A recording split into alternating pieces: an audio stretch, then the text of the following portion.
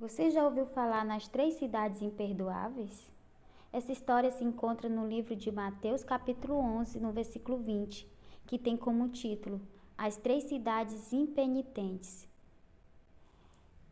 Está escrito assim: Então começou ele a denunciar as cidades onde se realizou a maior parte dos seus milagres, por não terem se arrependido.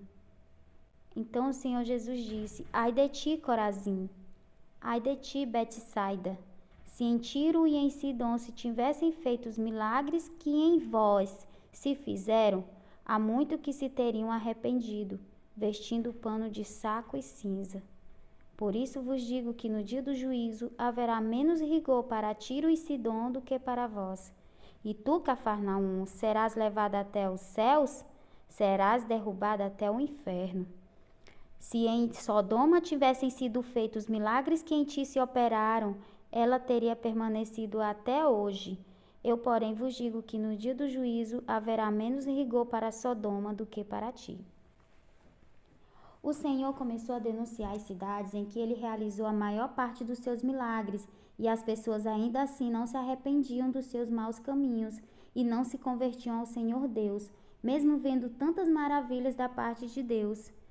O Senhor estava irritado com essas pessoas, pois seus corações eram duros, incrédulos, não gostavam do que é bom, mas sim do que é mal.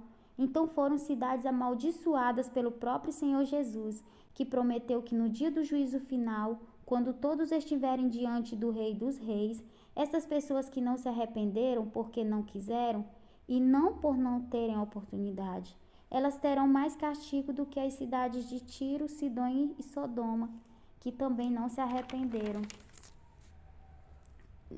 Essas outras cidades não tinham se arrependido dos seus maus caminhos, mas lá nessas cidades não foram feitos milagres, como foi feito nas cidades de Betsaida, Corazim e Cafarnaum.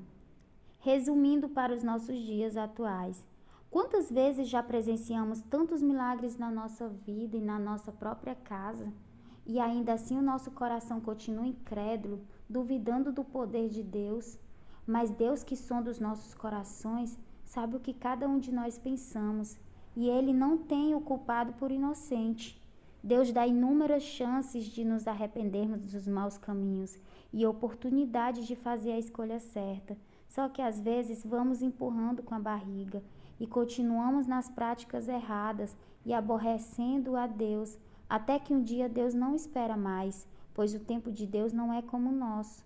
Mas diante do grande Deus, todos iremos ver como se fosse uma retrospectiva da nossa vida e vamos nos dar conta de quantas vezes mesmo Deus nos deu chances, quantas vezes Ele nos deu livramentos e quantas vezes Deus foi bom para nós, e muitas vezes Deus só recebeu da parte de muitos, só em gratidão a Ele e ao seu Filho Jesus, que em tudo se doou por nós. Nesse dia, ou seja, no grande dia, no dia que estivermos diante do Senhor Deus, em que Ele nos mostrar tudo isso, então todos nós iremos ver todas as vezes que tivemos a oportunidade de servir a Ele, de pertencer a Ele, de ser totalmente dele. E muitas vezes escolhemos as coisas erradas.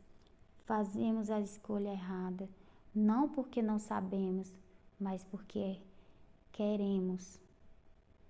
E então todos nós iremos receber dele, conforme aquilo que ele vê que nós merecemos no dia do juízo final.